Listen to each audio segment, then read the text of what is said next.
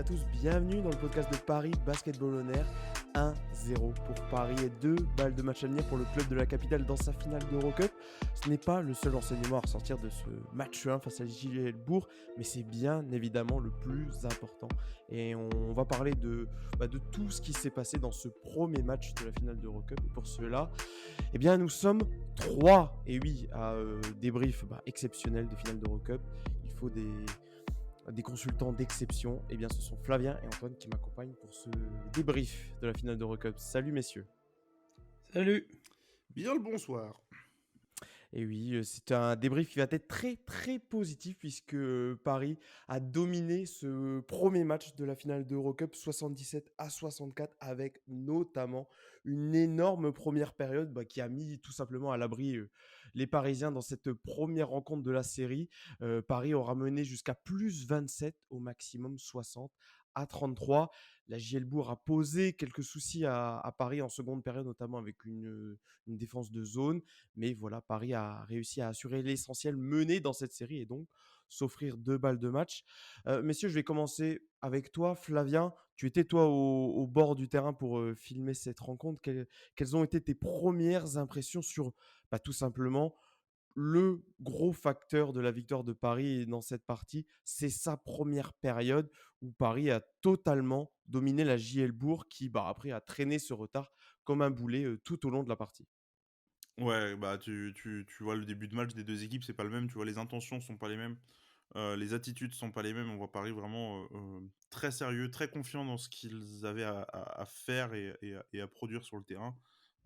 Toujours emmené par TJ Shorts qui fait un début de match stratosphérique, qui s'est un petit peu éteint en deuxième mi-temps, un peu comme tout le monde, mais tu vois tu t'es lancé tellement fort dans cette rencontre que la Gielbourg a pas su suivre le rythme, hein. Tu vois, il y a 23-11 après le premier quart-temps, 54-31 à la mi-temps où, on se regarde et on est un peu surpris de la faible adversité que Bourg peut envoyer ce soir. Et puis après, oui, il y a cette deuxième mi-temps, mais en tout cas, tu vois la première, euh, tu te dis, il peut rien arriver à ce Paris Basketball. Finalement, bon, t'as un peu baissé de pied, mais le message que tu envoies sur les 20 premières minutes du match il est extrêmement positif, tant collectivement qu'individuellement. Il y a des joueurs qui sont un peu passés au travers sur la rencontre, on va en reparler plus tard, mais enfin, de toute façon, le boulot a été fait. Tu mènes 1-0 après le premier match, tu t'offres 2 balles de match pour aller chercher ton premier sacre européen. Tout s'est bien passé au final. Comme ces dernières semaines, Antoine, Paris est admirablement bien rentré dans sa partie et Flavia le mentionnait, c'est notamment dû à son maître à jouer, TJ Shorts, qui, c'est un des premiers points qu'on va évoquer pour parler de cette partie, qui a littéralement en première période tué la Gielbourg sur pick and roll, que ce soit notamment sur switch où il a fait très mal aux intérieurs bressants. On en parlait dans la preview de cette finale justement. Comment Paris allait réussir à prendre l'avantage sur les intérieurs de la Gielbourg, Bodian Massa, Kevin Kokila? Eh bien, la réponse, c'est tout simplement TJ Short. Oui, tu l'as très bien dit. C'est vrai que TJ est directement entré en cette partie. Il a fait honneur au titre de MVP d'Eurocup qu'il avait reçu quelques minutes auparavant et dans la journée. On en parlait aussi, oui, dans le podcast de preview de la rencontre des intérieurs de Bourg. Et au final, Kevin Kokila fait 2 fautes au bout de 3-4 minutes. Donc, il est sorti assez rapidement, ce qui a un petit peu chamboulé le début de rencontre, je pense, de la JL. Puis en face, voilà, on a un TJ Shorts, comme tu l'as dit, qui est très bien accompagné par ses intérieurs pour les écrans. Son tir mi-distance, il est rodé. Si on parle juste de la première mi-temps, comme a dit Flavien, la première mi-temps, elle est vraiment stratosphérique. Il est à 16 dévals, si je dis pas de bêtises, à la mi-temps. 10 points, enfin, vraiment du rebond, l'interception, vraiment un match du TJ Short dans le texte. Vraiment, pas de surprise. C'est toujours agréable, mais c'est pas, mais c'est plus une surprise. Et puis après, il s'est un petit peu plus on va dire, il a quand même conservé sa gestion, sa bonne gestion sur le terrain, et d'autres joueurs ont pris la relève, même si lui, il a continué à l'avoir aussi. Non, ça a été bien coaché. Je pense que Paris a profité, voilà, des erreurs de début de rencontre de Bourg, qui a dû un petit peu tout revoir assez rapidement. Et puis, comme tu l'as dit, hein, c'est du Paris Basketball dans le texte. Donc, et comme l'a dit Flavien aussi, c'est une première période qui est vraiment d'excellent augure pour la suite. Ouais, TJ Short qui termine au final avec 15 points à 6 sur 14 au tir. Mais c'est vrai que par rapport à d'autres rencontres, Flavien, Paris a vraiment fait imploser la JL Bourg d'entrée dès les premières minutes. Euh, les Burgiens n'ont pas réussi à vraiment. Le jeu rapide qu'a mis en place Paris, la JL Bourg a essayé un petit peu de suivre le rythme, mais c'est un petit peu perdu là-dedans. Au final, ils ont perdu 19 ballons sur la rencontre. Ils commencent la rencontre avec un 0 sur 7 à 3 points. Donc, clairement, dans ce que tu disais dans ta première intervention, on a senti une équipe parisienne qui, elle, était directement d'emblée dans sa finale et une équipe de la JL Bourg qui a mis peut-être un quart temps, voire une mi-temps à rentrer dans sa partie. Ouais, au moins une mi-temps, hein. Au moins une mi-temps et en fait, bah, tu le dis, Bourg manque ses 7-8 premiers tirs à 3 points, mais en fait, ils ont pas eu d'adresse de la soirée. Ils finissent à 4 sur 24 Mm. au tir à 3 points, donc c'est vraiment très très faible. Et à l'inverse, Paris finit à 8 sur 27, mais beaucoup, beaucoup, beaucoup en première mi-temps, très peu en deuxième. Euh, Sébastien Herrera a mis dedans en début de match. Mehdi Nguama, Mikael Antunen, tout le monde, enfin, quelques joueurs ont mis dedans et ça t'a permis d'ouvrir un peu la défense, en plus donc d'avoir cette gestion du pick and roll partie des shorts avec ses grands, notamment Leon Kratzer qui démarre très très bien. La partie aussi se retrouve très souvent sous le panier à récupérer des rebonds off ou du alley-oop. Donc tu les as un peu martyrisés là-dessus et tu as eu donc un peu sur tes ailes de l'adresse pendant quelques temps dans le match, ce qui t'a permis vraiment de prendre une avance vraiment conséquente. Et quand on se regardait à la mi-temps, on était un peu choqué de ce qui se passait. Parce qu'effectivement, on reconnaît pas forcément la JL Bourg, même si elle a pas passé un mois de mars parfait. On sent vraiment une équipe qui, enfin, en tout cas de mon point de vue, arrive un peu à bout de souffle. Parce que le meilleur joueur ce soir côté Bourg, c'est peut-être Zachary Rizaché. Jaquan Levis aussi fait un bon match, mais c'est Rizaché qui est l'inverse de tout ce qu'on a connu depuis le début de saison, depuis son retour de commotion cérébrale. Donc au final, tu vois cette première mi-temps où Bourg a pas d'âme. Tu vois le coach Freddy Fotou s'arracher les cheveux de pas trouver de solution et de voir les Parisiens, même s'ils n'ont pas d'adresse ou même s'ils sont pas dans leur match, à l'image d'un Tyson Ward, ça fonctionne et tu vois le score monter, monter, monter en faveur de Paris. Honnêtement, la première mi-temps, elle est parfaite. Bourg est pas à son meilleur niveau et toi, tu fais le job. Et en fait, tout le match se joue là-dessus parce que derrière, la deuxième mi-temps, si t'es pas dedans, ça a été pas grave entre guillemets parce que ça a été suffisant pour prendre le match 1. C'est vrai que c'était criant, Antoine, cette différence entre les leaders burgiens qui ont été en grande difficulté. Il y a par exemple un Isaiah Mike qui termine à 0 sur 7 à 3 points. On les citait, les intérieurs. Bodian Massa qui marque à peine 4 points, qui sort pour 5 fautes. Kevin Kokila qui également marque à peine 3 points. Jeremy Morgan, l'infiltré de la JL Bourg, qui joue seulement 10 minutes sur cette partie. Et à contrario, tous les joueurs parisiens, ou presque, à l'exception de Tyson Ward, c'est un petit peu une exception sur son match 0 points, mais sinon, notamment en première période, tous les Parisiens sont amusés, ont participé à la fête. Il y a eu de l'adresse en première période, beaucoup moins en seconde, mais je peux citer Justin Simon, Colin Malcolm, Flavien le disait, Mehdi Nguama. Quasiment tous les Parisiens ont pu apporter et c'est ce qu'on parlait dans la preview également. Ce sont Paris et la Gielbourg, deux collectifs, mais ce soir, il y en a clairement un qui a pris le pas sur l'autre à l'Adidas Arena. Bah, c'est un collectif qui a empêché l'autre de faire du collectif. C'est-à-dire que tu regardes juste à la mi-temps, comme vous l'avez dit, tout le monde a eu ses tickets, tout le monde a pu un petit peu participer à la fête, hormis Tyson Ward qui, comme le match contre Le Mans, met pas de points, fait pas mal de fautes, mais bon, encore une fois, se faire marquer par sa présence, on va dire son impact en termes de grinta, mais bon, là, pour le coup, ça n'a pas été le meilleur joueur de la rencontre. Et c'est assez criant quand on voit en fait que tu as cité des stats, mais tu regardes qu'en fait à Bourg, personne n'a eu l'occasion de prendre le lead. Ils ont eu très peu de tirs ouverts aussi à 3 points, ou quand ils en avaient, ça rentrait pas parce qu'il y avait vraiment une pression, une défense qui était vraiment acérée. Tu regardes par exemple à la mi-temps, Paris est à 6 sur 12 à 3 points, 50%, Bourg est à 2 sur 11, 18%. Ce qui est très faible, ça ira pas plus loin parce qu'ils sont à 4 sur 24, 16% à la fin de la rencontre, mais ils ont eu un problème vraiment trouver du collectif, à jouer rapidement. En début de match, pourtant, Bourg se bat au rebond offensif. Il y a des grosses séquences où Paris se fait dominer dans ce secteur-là, mais finalement, en fait, c'est en vain, en fait, parce qu'il y a toujours une présence, il y a toujours une sorte de pression qui est mise sur le porteur du ballon. Les switches sont bien maîtrisés. Donc en fait, oui, Bourg a été vraiment pris de court. Et comme disait Flavien, c'est vrai qu'on a souvent vu Freddy Fotou soit énervé, mais à la fin, c'était aussi vraiment dépité. Et ces joueurs, voilà, on n'a pas senti un joueur faire prendre le lead. Rizaché a eu son moment avec son dunk. Axel Julien, oui, Axel Julien, c'est plus senti permis de refaire ce qu'il avait vu à WrestleMania ce week-end sur Nadir Iffi. Mais pas vraiment un joueur qu'on s'est dit waouh, attention à ce joueur-là, comme on avait pu le dire lors du podcast. Ça a été vraiment une très belle prestation. On parlera de la seconde mi-temps parce que je serais curieux d'avoir vos avis, mais au final, on en reparlera.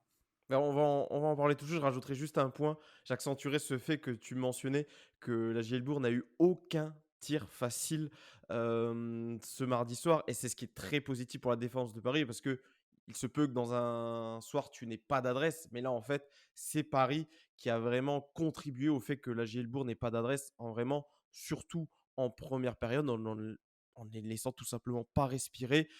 Franchement, j'ai pas souvenir d'un tir grand ouvert que Paris a laissé, Moi non parce plus. que vraiment sur Switch et comme Paris nous l'a démontré au mois de mars et en défense, ils sont vraiment focus et personne ne fait d'erreur ou presque et c'est ce qui fait la différence. Bah, c'est ce qui a fait notamment la différence dans ce match 1. Mais donc dans la perspective désormais du match 2 qui sera à Equinox, ce sera quand même, un contexte bien différent. La Gielbourg, c'est quand même un petit peu, on va dire, rassuré en seconde période en limitant Paris à 23 points marqués sur le troisième et le quatrième quart-temps.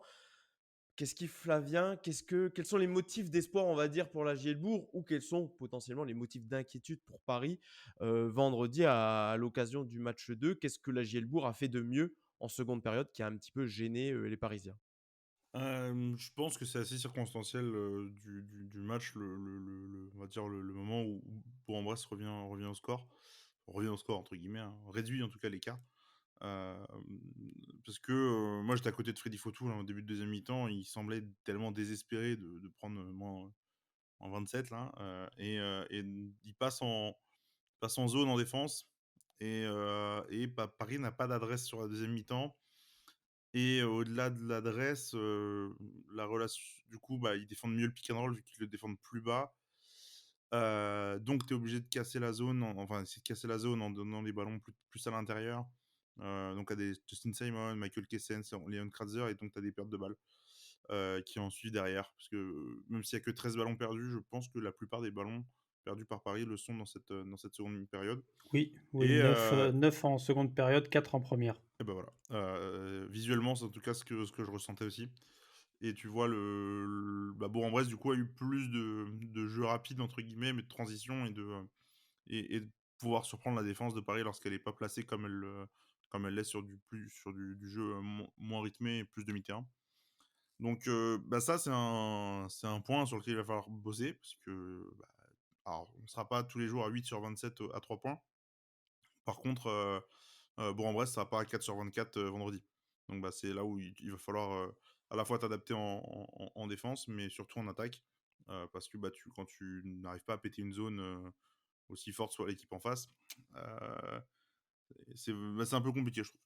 Voilà. Donc ça, c'est des motifs d'espoir peut-être pour Bourg-en-Bresse pour vendredi. De voir qu'au final, en fait, c'est juste qu'ils étaient au niveau, juste qu'ils n'ont pas été au rendez-vous d'une mi-temps. Ils ont joué 20 minutes et ils n'ont pas joué 40. Et s'ils avaient joué 40, t'as pas du tout le même match. Alors, on sent quand même Paris très confiant.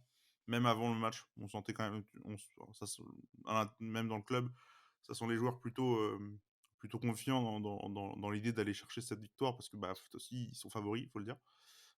Mais attention avec cette confiance. Je trouve que la deuxième mi-temps, à la fois, est un peu inquiétante et à la fois, elle peut aussi te ramener un peu les pieds sur terre et te dire il y a encore du boulot, même s'il reste une victoire, 40 minutes qui te sépare de ton premier titre européen. Il y a du boulot et je pense que c'est pas forcément plus mal de pas avoir gagné plus 40 tranquillement, mais d'avoir eu une deuxième mi-temps un peu acharnée avec des axes de progression. Ouais, et puis c'est peut-être on n'est pas habitué à ça avec cette équipe parisienne, Antoine, mais peut-être certaines formes de relâchement par rapport à cette défense de zone aussi qui, bah, un petit peu tendort. Paris s'est peut-être relâché, on n'a pas l'habitude, mais ça peut peut-être arriver aux coéquipiers de TJ Shorts. Ça peut arriver, on est quand même même si, ce que dit Flavien est vrai, au sein du club, il y a une confiance. Faut pas oublier qu'on est en finale de coupe d'Europe face à une équipe qui est extrêmement légitime en tant qu'adversaire et qui est extrêmement dangereuse. Avant ce match-là, c'était la seule équipe que Paris n'avait pas battue au moins une fois cette année. Bon, après, c'était joué qu'une fois, mais c'était une équipe qui avait posé beaucoup de fil à retordre, en décembre dernier en Betclic Elite. Oui, c'est ça, c'est une zone qui peut endormir. On se repose sur ce relais. En fait, je dirais au-delà même du fait que tactiquement, Bourg a peut-être trouvé quelque chose qui puisse poser problème à Paris. C'est vrai, Paris a fait beaucoup de petites erreurs. On parle des pertes de balles, t'en perds 9 dans cette seconde période contre 4 en première. Tu prends 9 rebonds de moins aussi, c'est-à-dire que dans le secteur intérieur, si tu attaques avec certains intérieurs, c'est un peu plus compliqué. Ben, s'imposer dans ce secteur-là, c'était pas facile, avec Bodian Massa, avec Kevin Kwakila aussi.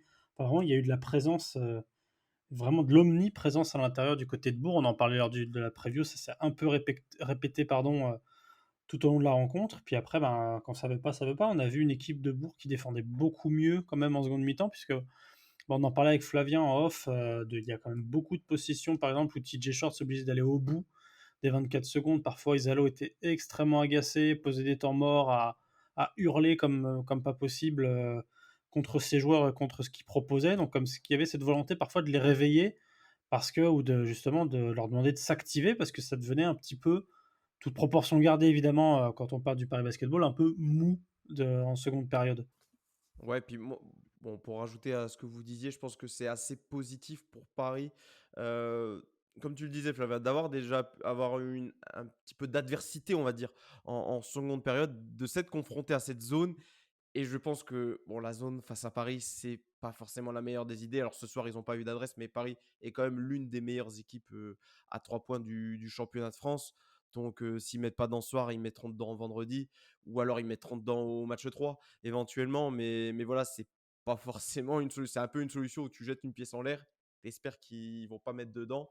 Mais c'est pas forcément viable bah, sur plusieurs matchs d'une série. Donc voilà, on a dégrossi un petit peu l'ensemble de ce match 1. Est-ce que vous avez, messieurs, un dernier mot à ajouter avant qu'on, bah, tout doucement, on termine ce débrief? Non, bah écoute, rien que le fait que la salle était pleine et avec une ambiance plutôt sympa, avec les supporters de la JL Bourg qui avaient fait le déplacement. Bon, ceux qui sont restés à Bourg et qui sont allés à Equinox, ont pas dû kiffer leur soirée, mais on a eu, en tout cas, à la Adidas Arena, un beau match de basket et pour une finale européenne, bah, ça fait plaisir de voir ça à Paris et le niveau de l'équipe est vraiment, vraiment impressionnant. Peut-être même que là, tu as des gens qui viennent pour la première fois voir ce Paris Basketball-là et tu vois le niveau qu'ils sont capables de mettre à ce niveau-là de basket, fabuleux. Et comme tu dis, il y a encore des axes d'amélioration, notamment sur le tir à 3 points. Nadir Haifi ne va pas faire 1 sur 7 tous les jours et Tyson Horry ne va pas faire 0 points tous les jours. Donc voilà, là, ça va. Il y a moyen de faire encore beaucoup mieux. Ouais, c'est vrai, c'est l'impression globale sur ce match-là. C'était presque un petit peu. J'avais presque un petit peu de déception que Paris assomme le match en première période. Pour le coup, je m'attendais vraiment à un affrontement qui, en tout cas sur ce match 1, ou même sur l'ensemble de la série, qui allait vraiment être serré.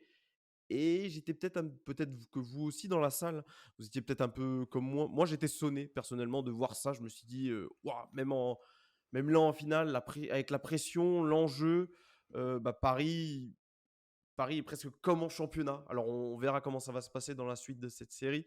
Mais c'est vrai que ce match 1 m'a presque laissé sur ma faim parce que j'avais envie de voir Paris challenger. Je ne l'ai pas vu. J'espère le voir à Equinox avec malgré tout une victoire parisienne au bout. Mais voilà, on verra pour ce match 2 qui se tiendra vendredi 19h30 dans l'antre de la JL Bourg, donc pour la première balle de match du Paris Basketball. Et si jamais la JL Bourg l'emporte, ce serait un match 3 à l'Adidas Arena lundi prochain. Donc voilà, c'est ainsi que se termine ce premier, ce débrief du match 1 de la finale, de Porte pas l'Eurocup. malheur. Oui, oui, on va espérer, allez, qu'il y en ait qu'un deuxième des débriefs. Ce serait plutôt très positif, pour F Paris.